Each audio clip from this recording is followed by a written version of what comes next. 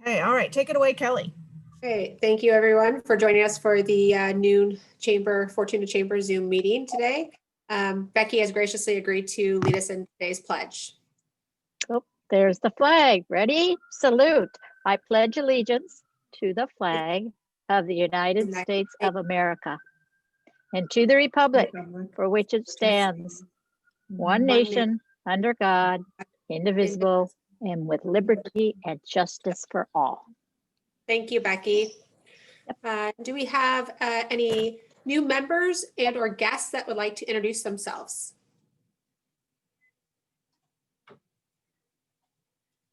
Hi, I'll say hi. I'm Molly Steele. Hi, Molly. I'm with the Arcata Chamber of Commerce.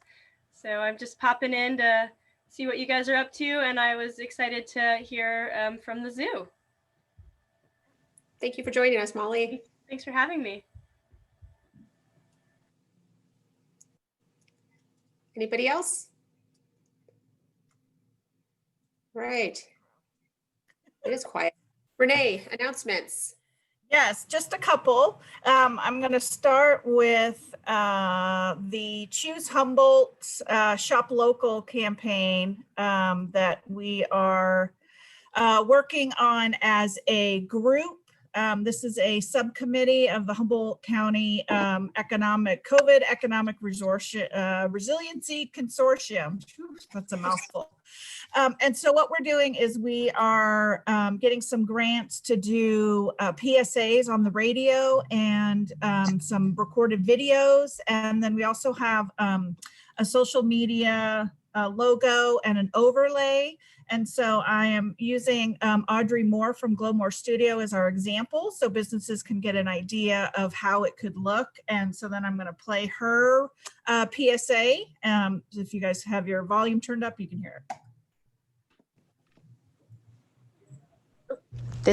This is Audrey from Glow More Skin Studio. After 16 years of business, I've relocated to my newly opened skin studio and shop in Fortuna. Glowmore offers professional skin treatment services, including facials, waxing, microdermabrasion, and acne treatments, all within a clean and safe environment where you can take time for yourself, refresh, and get glowing. There are many smiling faces here in friendly Fortuna, and my passion is to help make yours as healthy as possible. You'll find Sorry. Letting people in.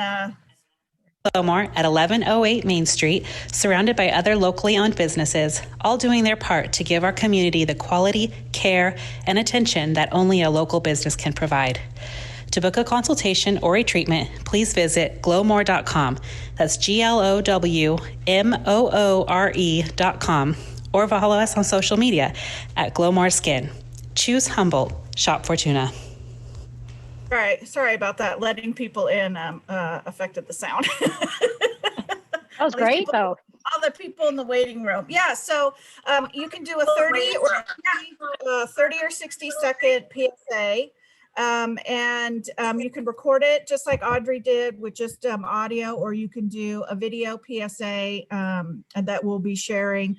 And then if you want to create your own graphics, you can do that. We'll give you the overlay, which is the Choose Humboldt Shop Fortuna. Obviously, if you're one of our members and you're in a different city, we can get the other overlays for the different cities, or you can contact your chamber, your local chamber. They'll have those graphics, but I have access to all the graphics too. So if you need to, you can just reach out to me. And we're just going to start that pretty much next week. And then it'll kind of run through the shop, sort of shop local for the holidays. But it'll be a year-round campaign and just a way to remind people to shop local and support their local community. So if you're interested, just reach out to me and we'll get you set up. It's real simple, just record it on your phone. I mean, Audrey can talk about it if she wants to. It's probably, do as many takes as you need. Yeah, I wrote out a script first and I practiced it a few times because I kept stumbling over my words, and it's hard for me to talk and sit still. So I was like walking around my house and running into things and running into my dog, but eventually I got it done. And yeah, I just used my phone. There's like a voice recorder app on the iPhone, and I just did it a couple of times until it sounded acceptable to me. And then I emailed it to Renee. Yeah, it's great. And so we'll send that out again. There's no cost to you guys. It'll be funded through grants. Hi. Hi, Amy. So we'll have that funded through grants. So any businesses that's interested, just reach out to me and we can walk you through it and get you uploaded. Let's see, what else do I have? So Monday we will have Enoch Ibarra, a volunteer with the Fortuna Police Department. He's their crime prevention specialist. He's going to talk about cybersecurity, avoiding scams, and staying safe on social media. He may or may not have an FBI agent with him from our local field office. They have to get special permission to be on a recorded Zoom meeting. So we'll stay tuned for that. We'll see if he has any guests or not on Monday. So that'll be our noon meeting on Monday. And also just to put a bug in people's ears, usually in December, we do a CCC party. And Becky, I'll let you talk more about this if you want to. Obviously, we're not going to be able to do any in-person parties like we normally do. We do a big thing where we stuff stockings. We get a lot of our local businesses that donate things. And then we get cupcakes and we have a party with hot cocoa and Santa comes and it's a great time. And it's just our way of saying thank you to our local CCCs here in Fortuna who do so much for the county and the state. Obviously without having an in-person, but we're still gonna have some kind of a Christmas gift for them, a holiday gift. So we're looking for donations. We've already hit up a few of you. So thank you already for your commitment to that. But just to let you know, you may be getting a phone call from either myself or Becky or Kathy Whitchurch. But if you are interested and we haven't reached out to you, please let us know. We'll take physical donations of items. If you have branded items at your business, like pens or whatever you have, we need 90 of those, or you can give us cold hard cash and we will pool that money and buy some really great things for the CCC. So with that, I'll turn it over to Becky if she wants to add anything. If not, I am done and I'll turn it back over to Kelly. Well, that was great. I just want to reiterate that because it's, such a fun event and we're kind of sad not having the personal event because they do love it, but we're putting together some great bags of goodies. So do think about something that you can add because we love stuffing them as full as we can, and then we will deliver them and with our thanks because they really do a lot in our community. Obviously, we haven't had the events like we usually do this year, but they're out fighting fires and doing all sorts of things for us. And so we do appreciate them. And we're the only community that does this for their CCC. So we got to keep the tradition alive. Thank you, Becky. Do we have any other announcements from other guests or members? All right. Well, then I will go ahead and announce our speakers today. Leigh Pierre-Oetker, the Executive Director of Sequoia Park Sioux Foundation, and Education Curator Christine Noel. The floor is yours. Hi, welcome everybody. So I have to say that you're an exclusive group of folks who are on this Zoom call today because you're going to get this first peek. It's virtual, but it's still in real time and fantastic. And so Christine and I have dispatched Kate Baldwin, who's one of our fantastic educators. She's out there right now. So if you can see her window, there we go. Kate's going to do first a little bit of a walk up to what's been completed so far, and where she's starting is actually at the gateway. We're calling it the gateway to the Redwood Sky Walk. And while Kate is walking, does everybody see that okay? How's the quality? Yeah, Very okay. cool. Terrific. I'm going to give you some statistics while Kate's walking. Be careful, Kate, because that's not done yet. So just be careful walking off the edge, Kate. Kate and I actually got to get up there last Friday and it was so exciting. I can't even tell you how exciting it is. So the Skywalk is a total of 1,090 linear feet, square feet. It will be mostly ADA accessible, as you can tell. One thing when I got up there on Friday was I wanted to make sure that the surface itself isn't slippery. It's not. So it's made of a material that allows people to grip so that it's not a slippery surface at all. There are 10 total bridge spans on the Skywalk. We have we have 9 platforms. 7 of them are smaller platforms. 2 of them are very large platforms. One of them, I think when we did actually created some space in our flamingo room with some tape to see how many school children we could get to sit down on the platform, right, Christine? Yeah. And how many was it? 30 kids? Yeah, we can fit 30 comfortably on those larger ones and still have half of it free. Yeah, so we're, envisioning having kids up there as part of the interpretive work we're doing and programmatic work we do, super exciting. So as Kate's going up the ramp here, you'll see you're starting to get up a little bit higher. Kate, can you stop and look down a little bit? So maybe we can see what that looks like. So folks can don't drop your phone. So folks, so that's the construction site, of course. People can see we're getting up pretty high already. Pretty exciting. I have to say that when I was up there on Friday, even though there was construction going on and that kind of thing, there is definitely a sense of wonder and quiet as you get up closer that's really amazing. I think people are going to just have an incredible experience. So Kate's going to keep walking up. We're going to actually be able to take you up to the launch deck, which is sort of the first big piece of the skywalk. Let's see. We do have what we call our adventure leg, which is out to this big spruce tree. That's going to be the highest point. It's going to be 100 feet off the ground. And that will be a series of catenary bridges. And catenary means it has a little bit of movement to it. That won't be ADA accessible. Again, that'll be more adventure-y for people who want that sensation. So that will be part of this as well. And as you can see, Kate, can you stop right there? You can see there's a platform. Can everybody see that out there? There's a smaller platform out there. And we're continuing to just go up. Christine, you want to add some about the interpret that's happening for us on the skywalk? Yeah, well, this approach ramp that we're walking up right now is about 400 feet itself. And that just happens to kind of coincide with the tallest of the redwood trees.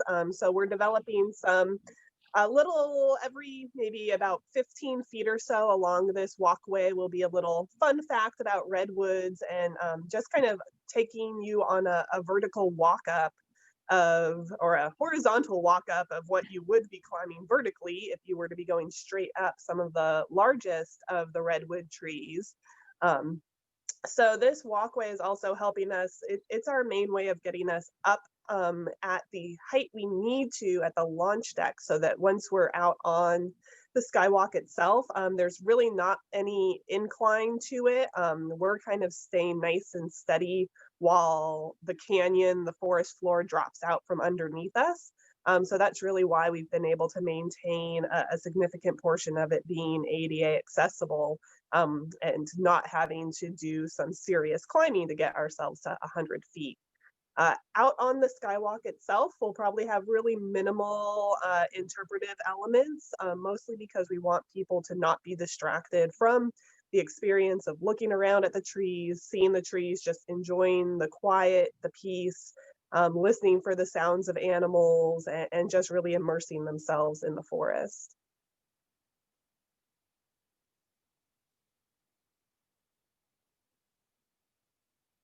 So Kate's making her way up to the launch deck as she makes the turn here. And you can see we're getting a little higher. And this space is just really just fantastic. It's so beautiful. Big space. Yeah, we can take a look over the edge when we get up here. And I think even from just this launch deck, people are definitely going to be feeling up high. At your feet at this point, you're 28 feet above the ground. So, add another 4 or 5 feet up to your eyes, and we're about 30, 32 feet off the ground at this point. But you can already really start to appreciate the height that you're getting a different look at the forest floor, and slightly closer up to the tops of those trees. But when we're dealing with, 300, 350 foot trees, it's pretty hard to appreciate just how tall they are. We can see some of those first few bridges starting to go in. This one on the right here is one of the more suspension bridges. It has some movement to it. So kind of from this vantage point, the left side of the loop is the ADA accessible side, and then this right side of the loop has that bit more movement to those suspension bridges for those folks who are interested in that experience of it.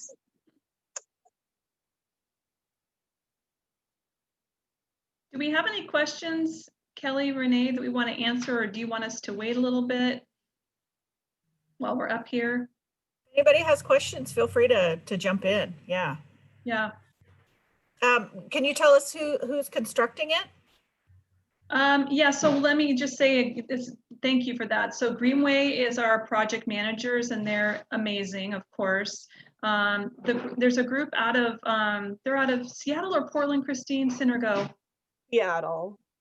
Portland or Seattle? I can't remember. Portland, right? Center goes out of Portland, and then Tree Solutions is out of Seattle, I think. Okay, great. And our construction folks are?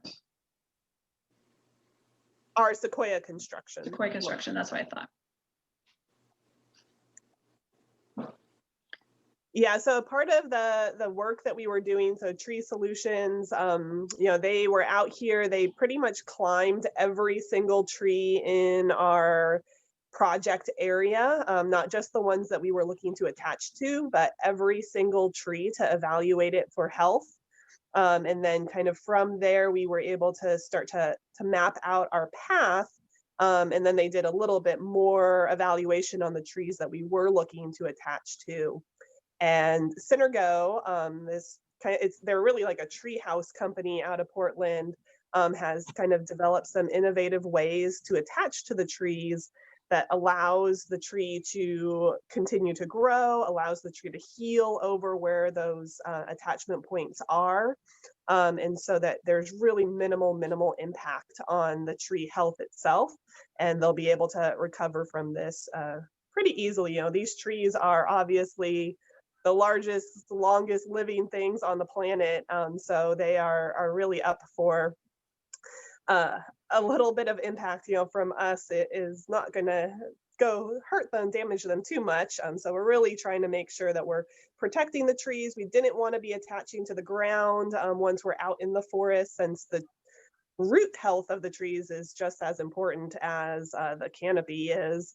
And so we don't have any attachment points down into the ground. Once we're kind of out over, you can see that's the perimeter gate fence of the zoo. And so once you're walking out into the skywalk itself, you're in Sequoia Park and no longer in the boundaries of the zoo itself.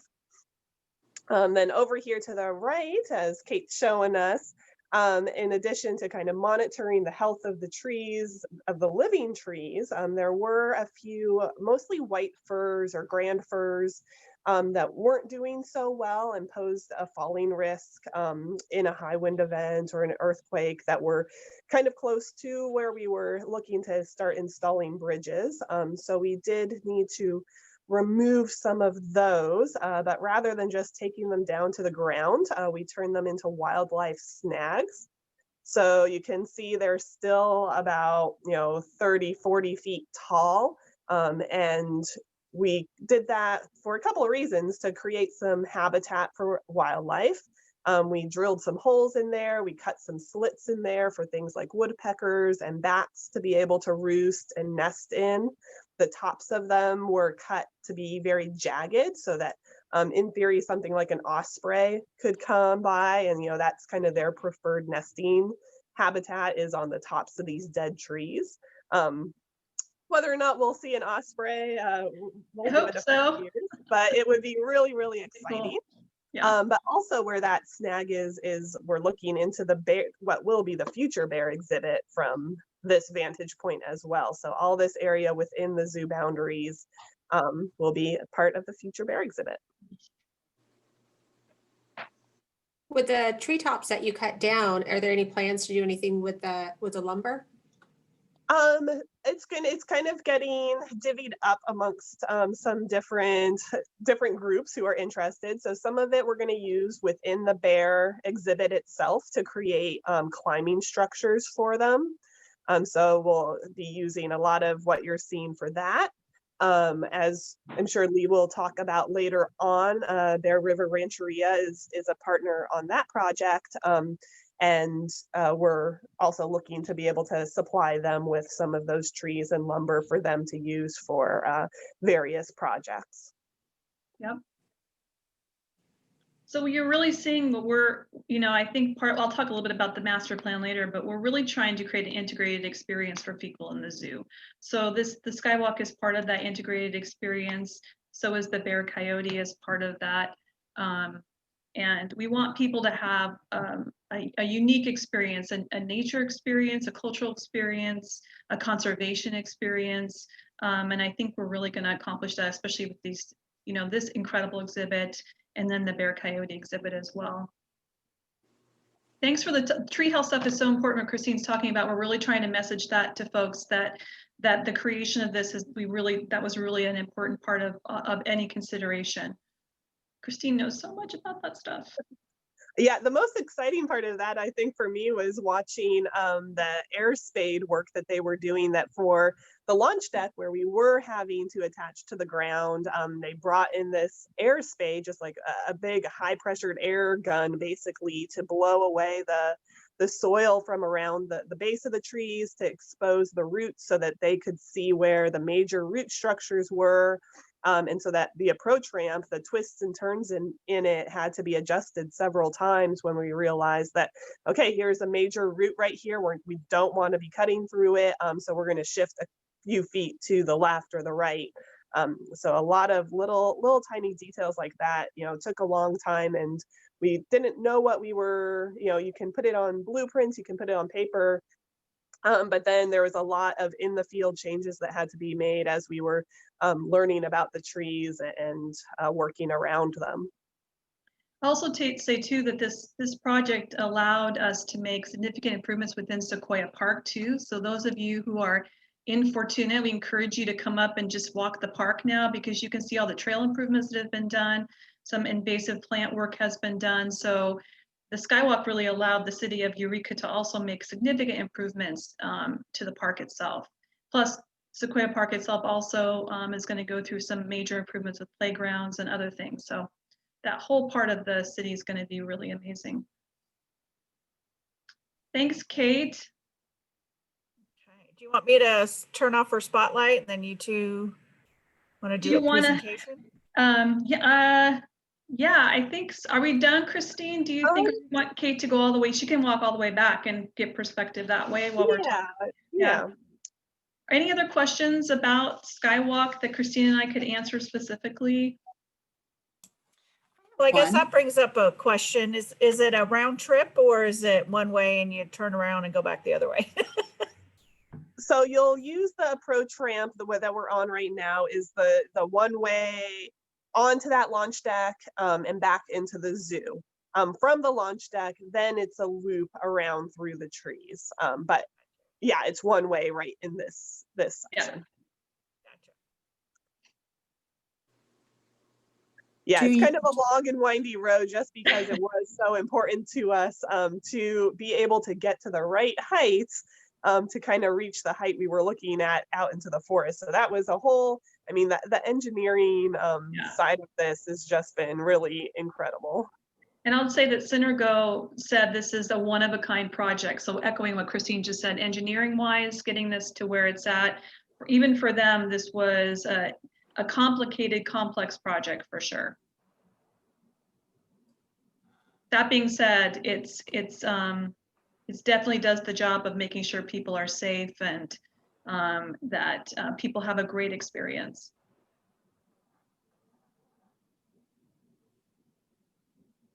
Were you guys able to get out far enough to get close to any of the big old growth trees that are out there? There is a kind of from that spruce tree, which is the one non-redwood that we're attaching to, that reaches your highest point, takes you across the ravine of the park that leads down to the duck pond, if you're familiar with Sequoia Park. That span, there's a really nice grove of I don't know if I could am qualified to call them old growth or not. They're definitely some very old, very complex structures to those trees that will really get a good vantage point and look at from especially that spruce platform, but from all along that point that it butts up against the trail. Yeah, there's some pretty impressive old trees to look at. Yeah, nice. And where Kate's coming down, this is perfect, Kate, actually, is she makes the left. This is, of course, the entrance to the left here. We are, and if people are familiar with the zoo, this is considered the highest point in the zoo, which is kind of funny, but what you see in front of you is a big planter. So we're going to turn this into what we're calling like a gateway plaza area. There'll be interpretive signage there. There'll be our donor recognition panel there. And most likely we're going to take out that planter. And so this area will definitely look different. Anything else you want to add about that, Christine, as we're working on this Gateway Plaza plan? No, I think, yeah, that part is still in development. It's a work in progress for sure. So then you can see the actual entrance right there. And again, if you're not familiar with the zoo, as Kate's walking backwards, she's actually walking towards where the red pandas are. So just that's perspective there and towards the barnyard. And we'll have some sort of large, like actual gateway entrance that will have the Redwood Sky Walk and that kind of thing. And we're still figuring out logistics, of course. This is definitely going to be, sometimes you don't figure out these things until it's open and people start using it. So those are all the things we're still thinking about. Strollers, where are we parking strollers, Christine? I mean, all that stuff. And you know, because 2020 has just been that kind of year where we're having to balance the idea of this is going to be very popular and lots of people are going to be wanting to come see it, and we're also going to have to still be maintaining social distancing. So right. What is that looking like? How are we managing those types of crowds? And yeah, so it'll be an interesting opening, but I think we're getting to have a pretty good plan idea of what we're going to do. Yeah. So thank you, Kate, so much. We so appreciate it. She's such a rock star. Yay, Kate. All right. Thank you, Kate. Yeah, that was great. So it's just beautiful. Yeah, the experience really is something to be up there. And I didn't even really realize that until that Friday was my first time to actually be on that platform. And it's really quite amazing. And so you've got other stuff going on at the zoo. Yeah, I'm guessing. Do you want me to launch this presentation? Yeah, sure. Today? Can I do that? Okay. Yes. And can I share my screen? You should be able to, yes. Okay. All right. So I'm not going to kill everybody of death by PowerPoint here, hopefully. And then Christine, I'm going to jump in when, you know, whenever you feel like I'm not clear, you know, not clear on something. So let's see here. So just to let everybody, I think folks probably know that we are considered the oldest zoo in California. We are at 5 acres. We're actually a little bigger now, Christine, right? Because we bumped out with the bear coyote exhibit. So what are we now? I think we added not quite a full acre, just under. So getting close to 6, but that was about the last flat area of land around the zoo. So I think we're at our maximum now. We're at our limit. So yeah, we have to update this slide now. So we are, I will say that I represent the Sequoia Park Zoo Foundation, and we're a partner with the city of Eureka. The zoo is the city's asset. And we serve in a public-private partnership with the city of Eureka. What we do is we help support all the fundraising, the marketing, all the events that happen. We're here to help the city generate the financial support it needs for all of these projects. So that really is our main role. We spent a lot of time, I've been here about 2 years. I'm actually a founding member of the foundation. I helped found it back in 2004. In the last couple of years since I've been here, we've done a lot of improvements. We did a major overhaul of the website and a number of other things. So really proud of the work that's happening right now for the foundation and the support we've given in the last couple of years in particular. We are an accredited zoo through the Association of Zoos and Aquariums. That happened in 1995. We were supposed to go through our accreditation year this year in 2020, but luckily the AZA, knowing that most zoos across the country were closed for a long period of time, thought this might not be the year to do that, right, Christine? So Christine, can you just talk a little bit about what accreditation means for us? Yeah, so it's a pretty high standard of not just the care of the animals. Welfare is obviously a significant portion of that. The space and exhibit quality, enclosure quality that we're providing, the just animal management programs, from everything from their diet to their training plans, is all evaluated by a group of, usually it's veterinarians and zoo directors from other zoos come as part of the team to evaluate us. They also look at our work in conservation, what we're contributing to the field from within the zoo, and also in general from in the wider world in conservation projects. They look at education, the messaging that we're providing to our guests through just their visitor experience, the education we're providing in a more formal setting through camps and classes and programs like this. So yeah, it's just really the highest standard of animal care and conservation education that they're looking for and that we're living up to. Thanks for that, Christine. Super important. I will tell you that we have about 160 individual animals. 6 of them are endangered. That number sort of comes and goes, it kind of flows. We did just have 2 more recent additions to our flamingo flock. We've had a lot of, that flock has grown a lot in the last 2 years I've been here. Yeah, Christine? Yes. Yeah, so if you want to come by and see the new fluffiest little white fur ball of a flamingo chick, please do, because they're super, super cute. Yeah, so let me move on here. So this is the mission of the zoo is to inspire conservation of the natural world by instilling wonder, respect, and passion for wildlife. That's really what we're about. Zoos have really changed. If anybody got to hear Gretchen's presentation to the Humboldt County Historical Association that we did a few weeks ago, she talks about the history of this zoo and the history of zoos, and it's really fantastic. You can get her to do that soon. She does a great job talking about how zoos have evolved. We really take our role in conservation seriously, as well as education. We have a great education staff with Christine and everyone else. Our attendance does average about 90,000 visits annually. And there's Christine. Part of what we do is our conservation messaging through education programs. We haven't done stories and stuffies in a while. That's Kate actually right there. Again, with COVID, we were really limited on what we could provide. But you want to talk a little bit about some of the other education programs that we do and participate in, Christine?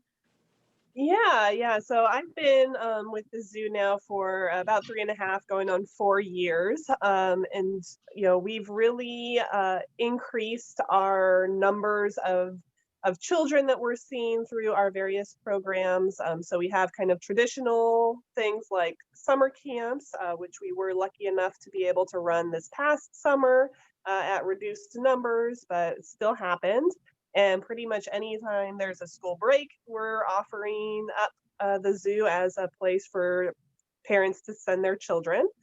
With the Washington Elementary School directly across the street from us, we have a partnership with them, and Kate has been especially influential over there as her kids also attend that school. But we have been slowly introducing the zoo curriculum and encouraging the teachers to be able to use the zoo as part of an extension of their classroom, of their school yard, and to incorporate the zoo as much as possible. So pretty much right now, every single class over there has a zoo curriculum portion tied into their school year. And we're continuing to try to do that in a virtual setting at the moment. And that includes our Stories and Stuffies program, and just getting families in nature in general. So some of our past programs, Family Nature Club was supported, a grant supported program that we were able to bring families out and go into Sequoia Park and to look.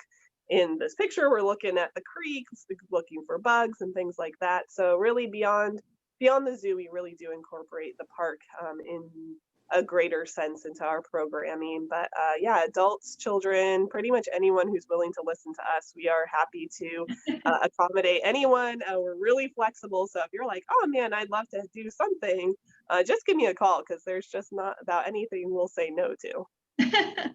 And we should say that Washington Elementary's mascot is an otter, right? Yes, it is. Yeah. So that's just Yeah. even better. Yeah. And we are going to be hopefully working on some sort of docent program for the Redwood Sky Walk. We're still kind of figuring all that out right now.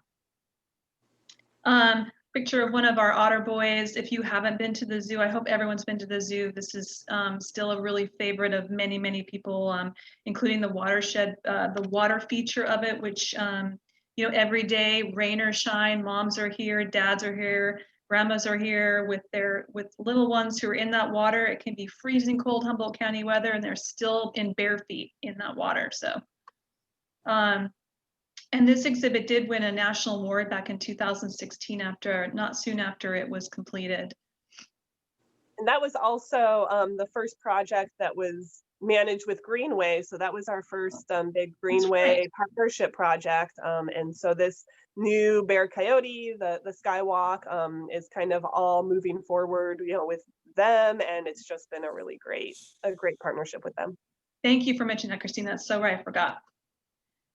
So this is, I just wanted folks to see what our master plan looks like. You'll see, this is, you know, we still got to actually make some name changes here. It's not the Redwood High Trail. We kind of fooled with that a little bit before we landed on the Redwood Sky Walk, but this gives you a sense of what we're, you know, what we're planning. You can see the native predators. Hopefully people can see that it's not too small. Bear coyote is one element of the native predators. There's other things we're working on as part of that whole region of the zoo. You'll also see that there is something that says interpretive center. We are talking about right now, we're in some initial planning about what we're calling the Redwood Discovery Center might look like. It would sit between the Redwood Skywalk and the Bear Coyote exhibit. And we've been working with a local donor who would really like to see us do a real history of the Redwoods, the cultural, the historical perspective of that on our region. So we're working on that planning right now. Oh, there we go. So Christine, why don't you talk about what, you know, I think this is a great slide. I'm going to just pump these in and you can kind of give people that perspective of how this would, when people come in, what that looks like from our master plan vantage point. Sure. Okay. So this is kind of what the new Bear Coyote exhibit would be looking like. That where it says entry, if you are again familiar with the zoo, I know this is not helpful if you haven't been there, but as you are going through otters, you have the raptor aviary with the bald eagles and the spotted owl on your right, and then you kind of reach that point where the sidewalk ends and you walk onto a gravel path. So kind of right there is where that entry is picking up. And as you're wrapping around, there's going to be some open space left. One of the species that we're still looking to add as part of this area is mountain lion. So there'll be some area that left open that will be part of their future exhibit. And then you'll be getting onto a boardwalk that's, you know, not dissimilar to what the Skywalk is like. So it's starting to tie those two experiences together. And again, elevating you so that you end up traversing one large exhibit. I think it gets to be about 2 acres or so that is dedicated to the black bear and coyote, and you'll be going through the center of the exhibit essentially, with them being able to move back and forth on either side of you. With a lot of those fallen logs that we looked at, creating shelters and climbing spaces for them near the boardwalk to kind of hopefully encourage them to hang out in those spaces and provide enrichment to them, food for them in those places, so that you're getting a nice viewpoint of them. And of course, they still have spaces where they can den and move away if they choose to. And then you're kind of coming around and looping back around to the other side of Otters.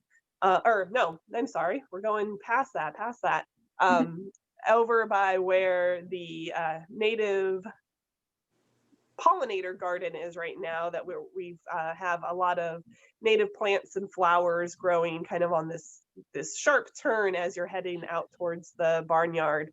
So you'll come out right there.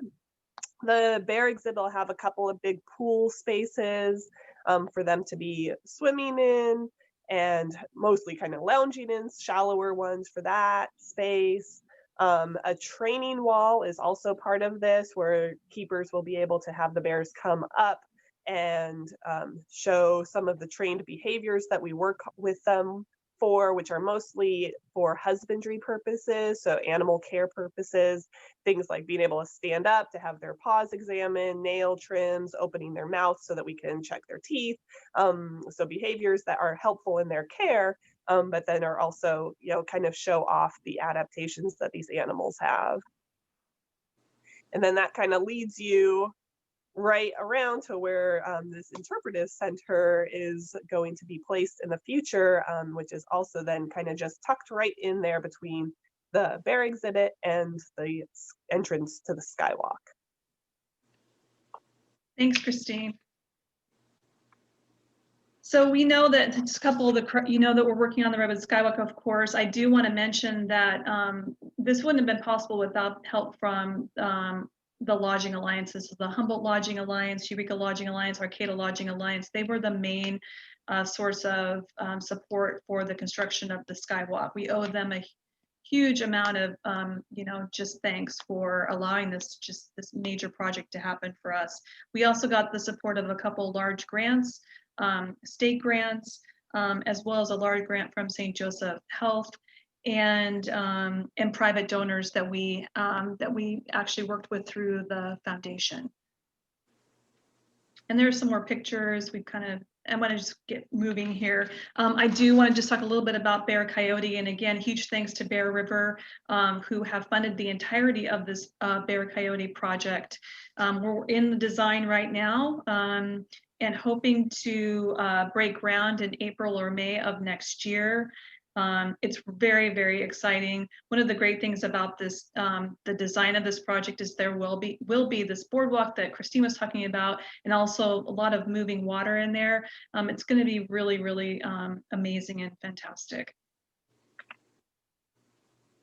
And as Christine was mentioning, we have other native predators we're considering as part of the native predator exhibit, including a mountain lion. This is some of what we're hoping to feature in the near future. I want to talk a little bit quickly about some of the conservation work that we do, and Christine, chime in here if you and help me out. We do have a partnership with the Yurok tribe. We have been working on a condor care center to help with this endangered species.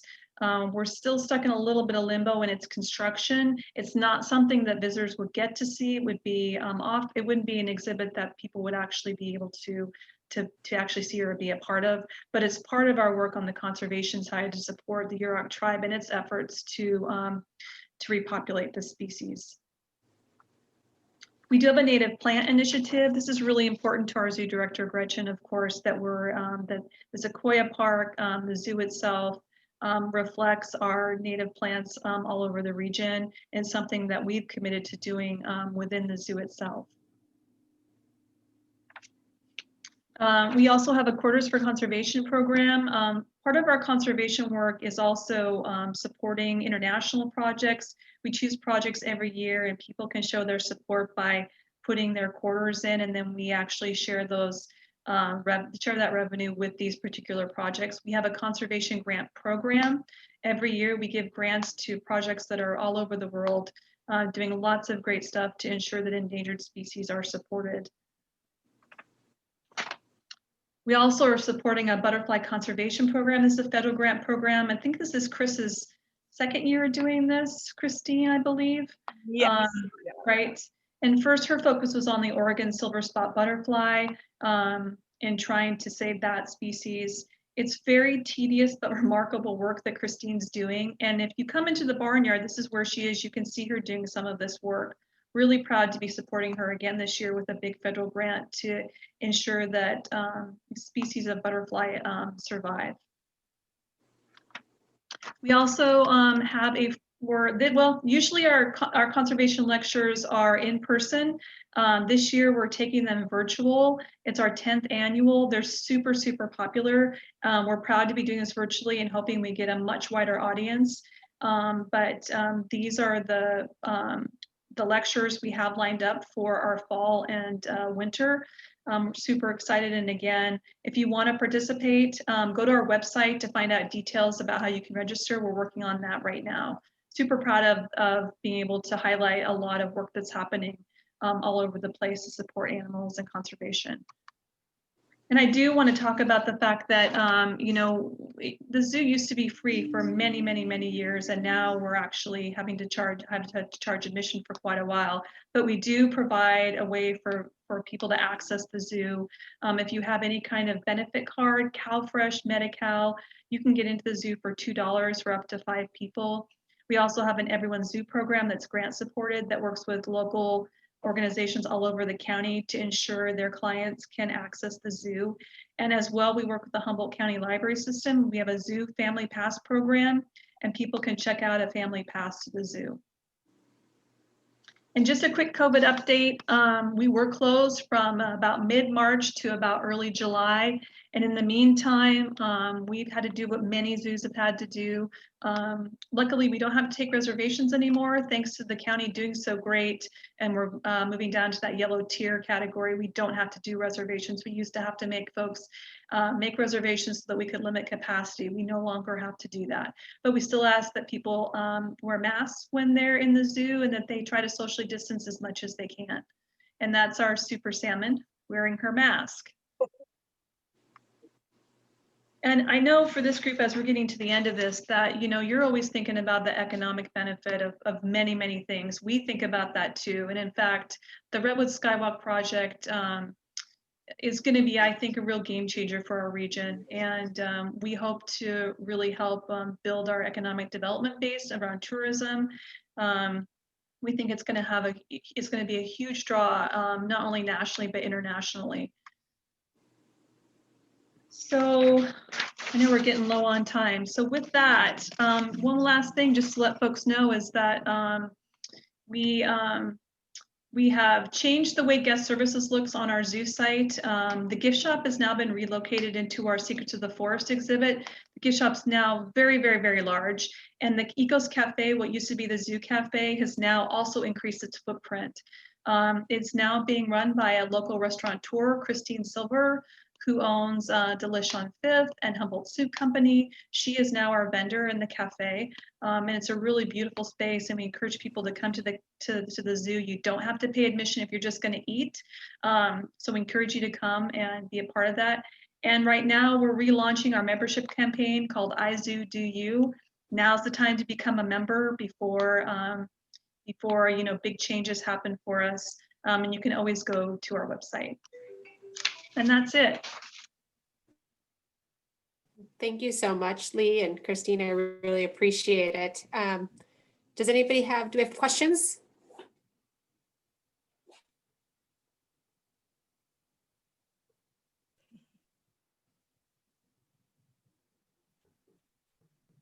Lee, you talk about Go ahead, Michelle.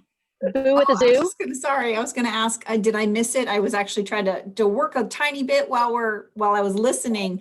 The open date for the Skywalk, or is it kind of depending COVID? Yeah, really great. In fact, we just had a conversation with Miles, the interim city manager, again this morning about the whole open. So I think our plan right now is construction is supposed to be completed by the end of November. And then we've got to do our due diligence around occupancy, and the county's got to do a walkthrough. So we're probably looking at a soft opening for locals, maybe into December and January, and then doing some sort of really large grand opening towards the early part of the spring. Again, all of this is determined by COVID. So we're working with you. As many of you know, the city of Eureka has contracted with Eddie Alexander, which is the national marketing firm. They're helping us think through the strategies for, I think we want locals to enjoy this first, and I think we're going to get a lot of regional folks, Bay Area folks, Southern Oregon folks who are coming wanting to have an experience, but it's close to home. So I guess that's, I hope that answers your question, Michelle. Yeah. It's contingent on a lot of things. Yeah, it does. And I understand that. I'm just thinking ahead when we do have visitors, when we're able to have some visitors from out of the area, we have board members come up, or the chancellor. We have a new chancellor. I'm assuming, he'll come up when he can. And this would be a great place to take people. Oh yeah. It's kind of close, close enough, because we usually don't have a lot of time to show people around. But, everyone wants to see the big trees, so I can see this as a great place to take people. So I think after our discussion this morning, we're probably looking at, like I said, a soft opening for locals in January. Yeah. For sure. Great. Yeah, and we may do some members only things too to try to, we really lost a lot of membership revenue when we closed. It's really hurt us financially. So we're trying to find ways to boost our membership. And that's one way is providing some members only experiences too. Yeah. Okay, thank you. Yeah. I know folks haven't asked this question, but I'm going to go ahead and just tell you the answer because you may be wondering. Yeah, we're going to probably raise admission, and admission will include the Skywalk. A lot of folks have asked us, is it going to be separate? It won't be separate. It'll just be part of the whole package. I thought I heard somebody mention Boo at the Zoo. Oh yes, Boo at the Zoo. So we are doing a Boo. It's a members only event this year. Again, trying to boost our membership. We decided to create it as a premier event for members. We're the first event approved by the county in COVID times. So we had to go through that process. We had to limit our capacity. So there's only so many people we're letting in. We're doing a reservation system. It's actually all sold out at this point. But we decided to pivot and try to do something, but we made it a members only experience. Great, congratulations on getting that approved. Yeah, that was interesting. Yeah, I may be hitting you up for your reopening plan. Sure. Something for the chamber. Sure. In fact, the county actually was really great. I was very impressed. They were fantastic. A fabulous presentation. Thank you so much. Thank you guys. Thanks for having us stick around for an hour. No, that was great. The visual was amazing. So that was really great to see. And any other questions? And folks are, welcome to call me anytime or email me. I'm happy to answer any questions that may come up later. But yeah, thanks Christine too she's feeling a little under the weather. So I appreciate her being with us today. We're super excited. It's really what's happening here is amazing, even in COVID times. So. Absolutely. Yeah, it's going to be great for the area. So congratulations and great presentation. It was beautiful. Thank you. Thank you. Yeah. And thank you everyone for joining us today. Much appreciated. Until next time, we'll see you next Monday. Thank you. Bye, everybody. Thanks, Bye. everybody.